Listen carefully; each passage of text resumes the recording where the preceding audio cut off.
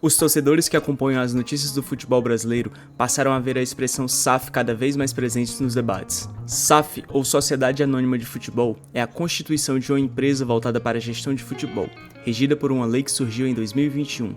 É um assunto novo, que pode encher de esperanças alguns torcedores, que vislumbram um futuro melhor para seus clubes, mas também pode provocar a fúria de algumas torcidas, sob o argumento de que após o clube ser vendido, perderá suas raízes e representará exclusivamente o interesse do proprietário.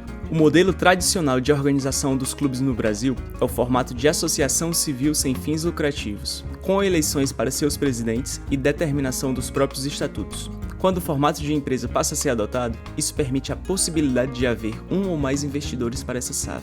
Basicamente, o clube passa a ter um dono. Um detalhe interessante que vale a pena ser mencionado é que um clube pode realizar a transição para o formato de SAF, mesmo sem possuir um investidor por trás. Esse recurso pode ser muito útil, porque a lei da SAF também oferece vantagens para o pagamento de dívidas dos clubes.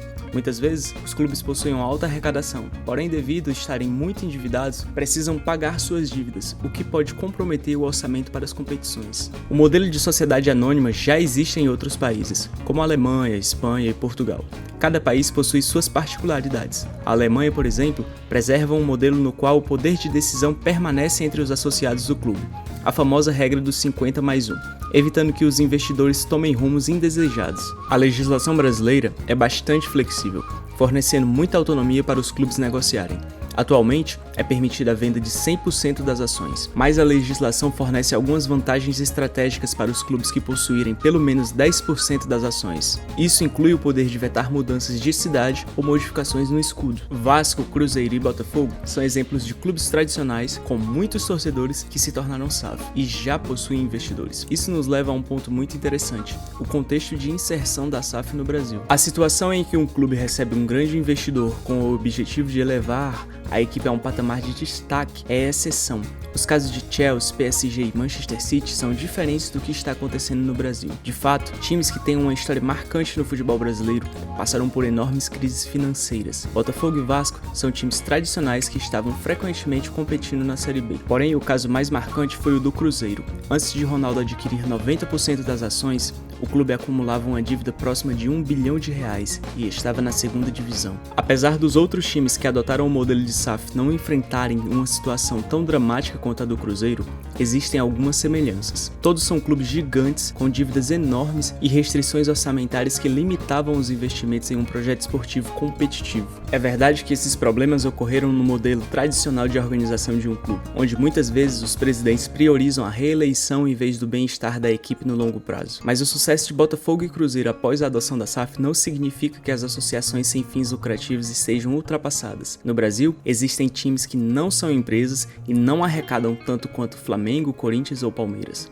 mas que apresentam uma gestão sólida e projetos esportivos competitivos. Atlético Paranaense e Fortaleza são exemplos disso. Vale a pena ressaltar que não necessariamente um time vitorioso é um time lucrativo. Muitas vezes, os clubes mais lucrativos são aqueles que possuem campanhas mais medianas, e isso é um fator que o torcedor tem que estar atento antes de seu clube se tornar uma SAF. É extremamente importante que os interesses do investidor estejam alinhados com a filosofia do clube, pois uma vez que o clube foi vendido, não existirão mais eleições a cada 3 anos onde havia a possibilidade de mudar o gestor. Antes de ser comprado pelo fundo de investimentos da Arábia Saudita, o Newcastle representava muito bem essa situação. Um time tradicional, com muita história, mas que nos últimos anos vinha fazendo uma atuação muito discreta na Premier League. Ainda existem casos extremos, como o que aconteceu em Portugal com o Belenenses. O grupo Cold City, do empresário Rui Pedro Soares, adquiriu 51% das ações, passou a centralizar as decisões sem diálogo com a associação civil, não fazia investimentos, não ajudava com os custos do estádio, não usava a base e ainda se envolveu em casos de corrupção e agressão. A cláusula de recompra por parte dos associados foi derrubada pela justiça e assim ninguém poderia tirar o Cold City do poder. Em 2018, o clube se dividiu em dois. O chamado BSAD, como sociedade anônima, manteve o time profissional na primeira divisão. A Associação Belenenses formou uma nova equipe com jogadores da base na 6ª divisão. Ao menos preservaram o estádio, centro de treinamentos, escudo e outros elementos históricos. Sabendo de tudo isso, é possível perceber que não existe um modelo melhor que o outro, mas existem gestões melhores que outras.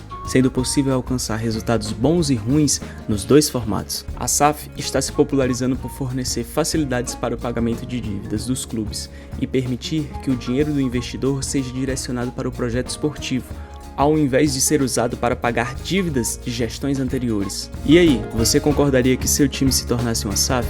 Ou você acredita que esse é um caminho mais delicado e deve ser evitado? Deixe nos comentários e veja o que as outras pessoas estão comentando. Se você gostou do vídeo, não se esqueça de deixar o like. Convido você a assistir o próximo vídeo.